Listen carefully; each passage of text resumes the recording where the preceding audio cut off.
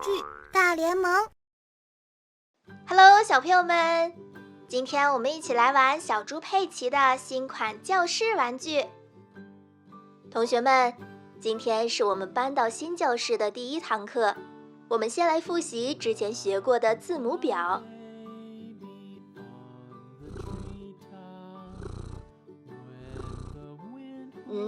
是谁在打呼噜呢？ Candy， 快醒醒！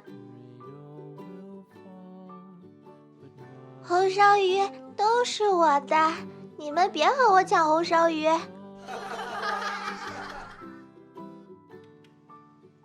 羚羊夫人，你怎么在这儿啊？ Candy， 你睡迷糊了？你还在上课呢。来，背诵一下字母表吧。A B C D E E F G H I I。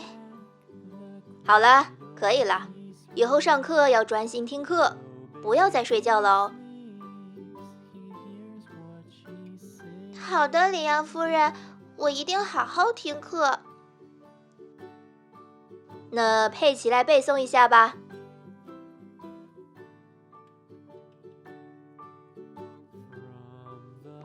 好的 ，A B C D E F G H I J K L M N O P Q R S T U V W X Y Z。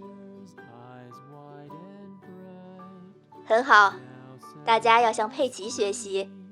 下面我们再来复习99乘法口诀，哪位同学还记得呢？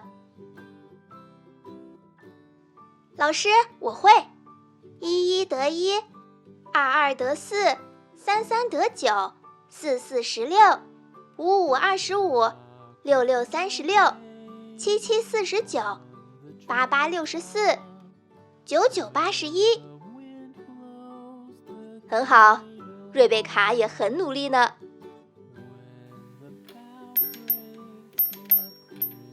同学们，下课了。下一节语文课，我给大家讲一个关于恐龙先生的故事。太好了，我喜欢恐龙先生。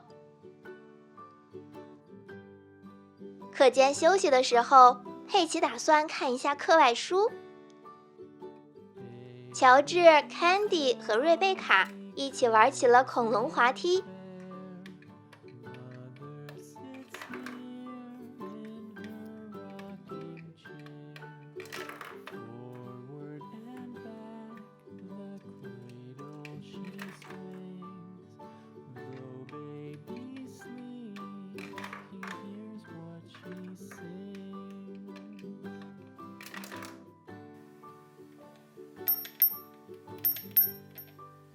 同学们，上课了。下面我们来讲一讲恐龙先生的故事。有一天，恐龙先生在路上捡了一个大苹果。恐龙先生想把苹果还给失主，于是恐龙先生找啊找，一直找到了晚上，终于找到丢失苹果的那户人家了，然后就把苹果还了回去。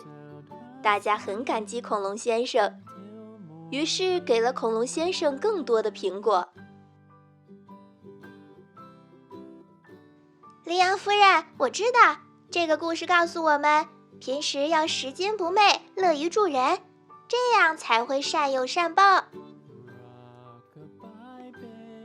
没错，大家平时一定要做一个拾金不昧、乐于助人的好孩子哦。好啦，下课。